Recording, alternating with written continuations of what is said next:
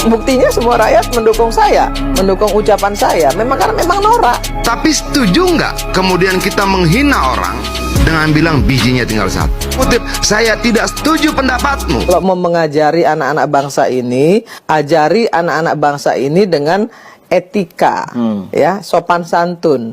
Otak kita ini kan harus memerintahkan mulut kita untuk bicara baik atau bicara jelek. Tai kucing, orang nggak selesai sampai sekarang kok. Di mana otak Anda mikir? Tai kucing, di mana otak Anda mikir? Di mana otak Anda mikir? Setuju nggak bahwa bahasa itu jangan diulang lagi ya? Setuju. Satu. Setuju. Oke. Setuju nggak bahwa bahasa itu di luar koridor etik? Setuju. Oke. Setuju nggak bahwa bahasa itu tidak punya nilai moral sekalipun? Setuju. Setuju.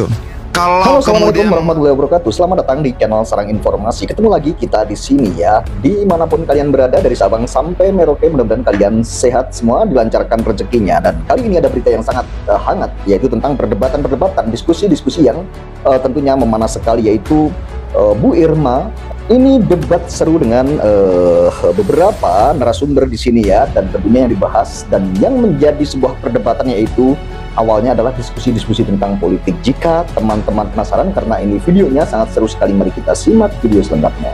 Ngapain sih sekelas pakar hukum tata negara, ya, sekelas cendekiawan, sekelas profesor ngomongin fufu-fafa gitu loh, nggak penting banget gitu, recehan gitu loh, ya. Itu yang saya bilang kok malu-maluin banget gitu, norak gitu. Saya merasa ya, setelah saya ada fufu fafa itu, saya lihat kembali postingan saya, nggak ada yang gila segila ini. Walaupun lawan politik, nggak ada saya menghina sampai masalah pribadi. Ini mohon maaf ya, homo lah. Kemudian nggak ada pasangan dan lain sebagainya dan lain sebagainya. Buktinya semua rakyat mendukung saya, mendukung ucapan saya. Karena memang norak. tapi setuju nggak kemudian kita menghina orang dengan bilang bijinya tinggal satu? Setuju nggak kita bilang homo? Kalau nggak setuju, jangan dong kita benar-benarkan tindakan itu untuk alasan Ini apapun. ternyata bukan debat sama Refli Harun saja, ternyata sama Bang Adian juga ya. Saya orang yang tidak bersetuju terhadap Prabowo sekian lama, tapi tidak pernah menggunakan cara seperti itu. Tidak pernah. Saya mengkritik pelanggaran HAM-nya, ya pelanggaran HAM-nya. Seberbeda-bedanya saya dengan Prabowo, seberbeda-bedanya saya dengan yang lain, saya tidak akan gunakan ucapan-ucapan seperti itu. Bisa periksa track record saya, tidak ada. Saya boleh beda dengan siapapun. Ya kita beda-beda aja. Itu loh. Bahkan seringkali saya kutip, saya tidak setuju pendapatmu, tapi hakmu untuk menyampaikan pendapat itu kan saya bela sampai mati. Keren, sangat keren sekali ya. Ini Bang Adian Apitupulu. Ini jika siapapun yang menyampaikan pendapat akan dibela sampai mati. Ceritanya seperti itu. Tapi bukan berarti kita menyetujui. Bos, ucapan itu memang benci gitu loh. Posisi saya itu sekarang anggota DPR RI, sudah 3 periode, di atas menteri loh. Saya itu wakil rakyat. Kalau mau mengajari anak-anak bangsa ini, ajari anak-anak bangsa ini dengan etika, ya, sopan santun. Otak kita ini kan harus memerintahkan mulut kita untuk bicara baik atau bicara jelek. Tai kucing, orang nggak selesai sampai sekarang kok. Di mana otak Anda mikir? Tai kucing, di mana otak Anda mikir? Di mana otak Anda mikir? Setuju nggak bahwa bahasa itu jangan diulang lagi ya? Setuju. Satu. Setuju. Oke. Setuju nggak bahwa bahasa itu di luar koridor etik? Setuju. Oke. Setuju nggak bahwa bahasa itu tidak punya nilai moral sekalipun? Setuju. Setuju. Kalau kemudian mengatakan tentang jumlah biji orang cuma satu dianggap benar, ulang saja lagi. Kalau kemudian menghina orientasi seksual seseorang dan mengatakan homo, ulang saja lagi. Pembiaran kita akan berdampak pada pengulangan yang sama di kemudian hari. Kenapa ini jadi penting? Ini bukan persoalan siapa, kenapa, tujuannya apa, nggak penting. Skakmat ya sama Bang Adian Apitupulu ya. Di sini kalah debat, malu berat ya. Sok pasang badan belain akun Fufu Fafa ya. Irma Caniago dipermalukan Adian Apitupulu dan Refli Harun di sini ya. Nah, saya mau bangsa ini kita bangun dengan cara berpikir yang tidak ada kebencian. Berbeda tidak berarti membenci. Nah, itu harus kita hormati. Itu loh. Banyak orang bilang, lu anti Prabowo. Iya, dalam konteks sejarah, saya harus berdiri dalam posisi itu. Tapi pernah nggak saya ngomong soal seperti itu? Nggak pernah. Nggak pernah. Bahwa kemudian kita melemparkan jokes satu dan yang lain, it's okay. Tapi jangan pernah menghina seperti itu. Bangsa ini terganggu ketika ada orang berucap seperti itu, dan kita anggap sebagai sebuah hal yang biasa. Percaya deh, lu biarkan akan terulang dalam berbagai bentuk yang lain. Dan saya tidak mau kita pakai nilai-nilai universal. Itu loh. Bos, lu bisa cek bagaimana sikap gue terhadap Prabowo dari dulu. Tapi sebentar, gue tidak akan mau gunakan bahasa seperti itu. Keren, Enggak. ya. Ini Bang Napitupulu, ini keren sekali menurut saya. Jadi ketika kemudian ada orang bilang begitu terhadap Prabowo sekarang, gue terganggu loh. Nggak begitu. Kita beda, tapi tunjukkan yang beda. Jangan hina apapun yang melekat pada dirinya, jangan hina apapun yang melekat pada siapapun, jangan. Tidak ada orang yang pernah meminta dan diberikan kesempatan untuk memilih, itu loh. Jangan. Nah, itu harus jadi sikap tegas kita. Dan jangan kemudian itu dibenarkan, dibiarkan dengan alasan, itu kan kemarin. Kan yang diomongin nggak merasa apa-apa, nggak boleh. Tolong, semakin dibiarkan perdebatan seperti ini, akan ada nilai-nilai yang bergeser terus semakin jauh. Fufu Fafa itu menghilangkan 1.200 postingan. Padahal kurang lebih ada 5.000 postingan. Dihilangkan 1.200 postingan apa itu. ya? Bisa dicek. Saya juga sudah ngeceknya. Yang kedua, Fufu Fafa mengganti identitasnya. Dari Gibran ke Slamet. Saya bilang Slamet, ya kan? Jadi ada netizen yang dengan jahilnya mengirim uang ke GoPay. Yang muncul nama Gibran Rakabuming. Yang dikirim adalah nomor handphone yang didaftarkan ketika mendaftar sebagai calon wali kota Solo. Jadi confirm itu adalah nomor handphone dia.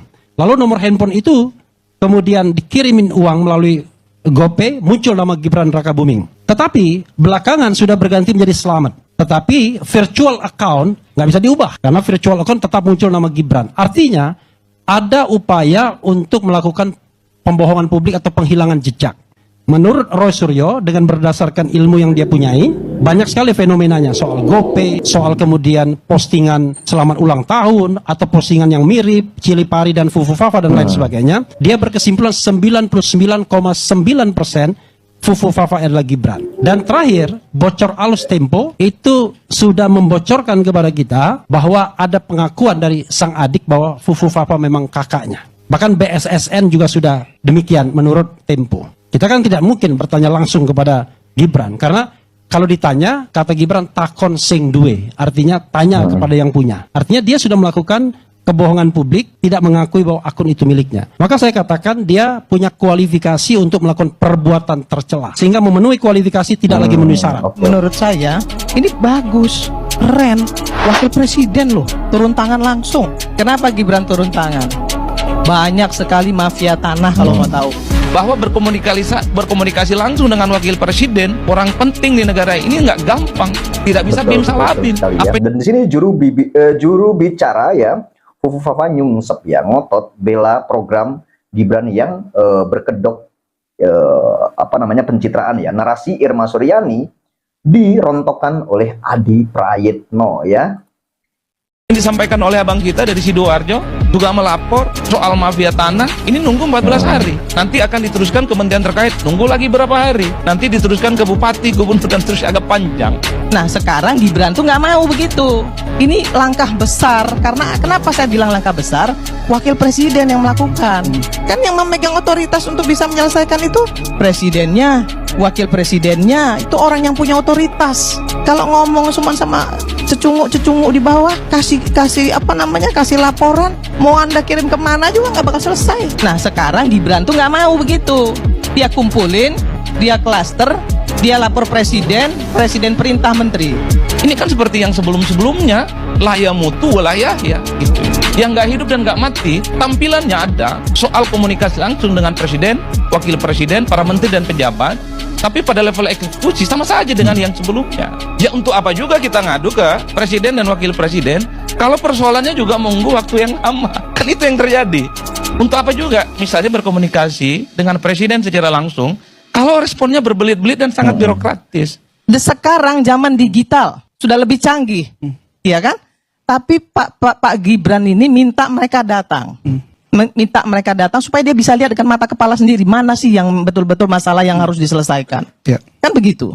Apakah ini bisa Iya, makanya simsalabim? itu ya menurut saya juga, apakah program ini benar-benar bisa benar-benar tercapai gitu ya. Misalkan ada orang yang melalui aplikasi ya mengadu terus langsung ditangani gitu. Saya rasa tidak akan bisa terjadi, saya rasa juga. Karena tentu saja bicara Indonesia itu bukan hanya Solo. Bicara tentang Indonesia bukan hanya Jakarta. Bicara Indonesia itu Seluruh adalah Indonesia ya.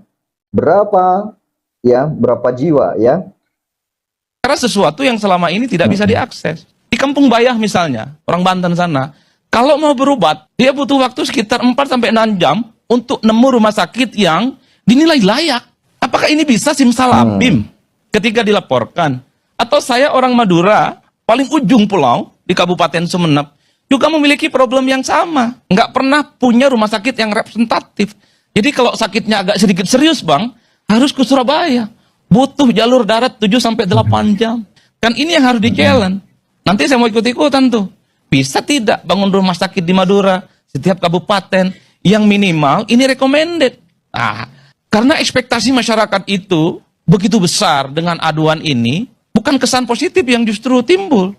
Jadi efeknya itu negatif, Bang. Karena kan ada kesan, kalau mampu mengakses wakil presiden, persoalan yang selama ini nggak selesai, persoalan yang selama ini berbelit-belit, persoalan itu yang nggak tuntas, itu bisa tuntas dalam sekejap, Bang. Kan Iya, begitu jalan ceritanya. Betul. Ya, karena sudah menyangkut ke wakil presiden, kita ngadunya langsung ke wakil presiden. Berarti ini langsung ditangani, tindak lanjuti, langsung selesai kan gitu ya pikirannya ya. Ini maju ke depan. Wakil presiden, ya, wakil presiden ngerjain ginian itu luar biasa. Wakil presiden loh, turun tangan langsung. Waktu SBY nggak turun tangan langsung wakil presidennya. Tidak hanya SBY ternyata, Jokowi juga melakukan hal yang serupa 2015. Jokowi bahkan bikin kanal khusus, lapor presiden. Itu yang kita bisa tangkap. Nah, per hari ini sebenarnya, apa yang dilakukan oleh Gibran Rakabuming Raka, ini kan sebenarnya mempertebal bagaimana replika seorang pemimpin di negara ini, dia mampu berinteraksi secara langsung. Dan bahkan pada level kabupaten, provinsi, dan kota, kita juga sering. Dulu di zaman Ahok itu, kalau tidak salah muncul namanya clue. Anies itu Jaki. Kemudian Ganjar Pranowo itu muncul istilah yang disebut dengan lapor gub. Dan seterusnya, dan seterusnya. Ini kalau mau jujur secara politik, ini soal bagaimana membangun satu komunikasi yang simultan, direct, dan berkomunikasi. Benar, betul sekali. Ya, betul sekali. Dalam konteks itu saya kira tidak ada perdebatan apapun. Karena ini kan menyangkut soal bagaimana selera politik seorang pemimpin, dia memanfaatkan kecanggihan, dia memanfaatkan momentum, dia memanfaatkan bagaimana situasi politik yang berkembang, di mana medsos itu tidak bisa dianggap remeh. Karena sudah menjadi variabel penting. Problemnya adalah, kenapa diskusi soal lapor Mas Wapres ini ramai? Satu, problemnya itu adalah bahwa pengaduan-pengaduan langsung yang selama ini diberikan oleh masyarakat, kita itu tidak pernah mendengar secara nyata, secara detail bagaimana progress reportnya. Sejak zaman SBY orang sudah melapor soal illegal logging. Sejak SBY misalnya, orang juga melapor bagaimana terkait dengan mafia tanah, terkait dengan korupsi.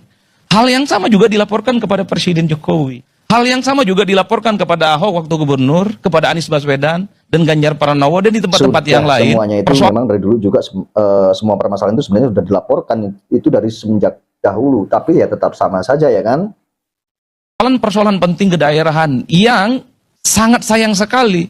Kita, masyarakat secara umum, tidak mampu mendeteksi. Dari laporan itu bagaimana progress reportnya. Wajar kalau kemudian ketika ada kanal langsung yang bisa mengakses presiden, orang bertanya, ini kan seperti yang sebelum-sebelumnya, laya mutu walayah ya, gitu ya. Yang nggak hidup dan nggak mati, tampilannya ada soal komunikasi langsung dengan presiden, wakil presiden, para menteri dan pejabat, tapi pada level eksekusi sama saja dengan yang sebelumnya.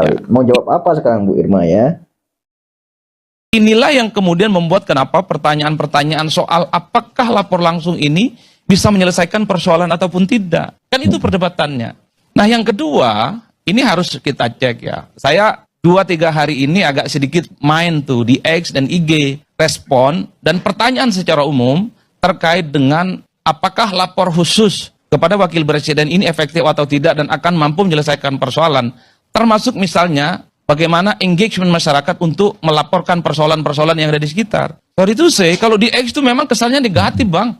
Sangat negatif. Harus diakui ketika muncul aplikasi ini, responnya memang tensinya agak negatif. Harus diakui ketika aplikasi langsung berbicara dengan wakil presiden ini, di launching secara terbuka, itu juga tonnya agak kurang baik. Oleh karena itu, satu-satunya cara untuk membungkam suara-suara kritis, satu-satunya cara untuk membungkam bagaimana suara-suara nyinyir dan bulian, tunjukkan bahwa semua laporan-laporan yang masuk di dalamnya itu bisa dieksekusi. Dan yang paling penting harus dilaporkan grafiknya. Dari 1.000 laporan, separuhnya sudah dieksekusi. Dari 10.000 laporan, 80%-nya sudah dieksekusi. Tanpa grafik itu, maka sehebat apapun pola komunikasi yang dibuat, ini akan dianggap semacam pengaduan yang penuh dengan harapan kosong, harkos alias pemberi harapan Mantap. palsu. Tentu kita tidak mau, Bang. Tentu kita tidak mau punya wakil presiden membuka aduan, tapi tidak memberikan solusi-solusi yang konkret. Oke, oke. Jadi sampai di sini ya videonya, ini sangat keren sekali ya pandangan-pandangan atau statement dari Bang Adi Prayitno ini ya tentunya ya. Dan terima kasih yang sudah menonton video ini sampai selesai. Sampai ketemu di video saya berikutnya.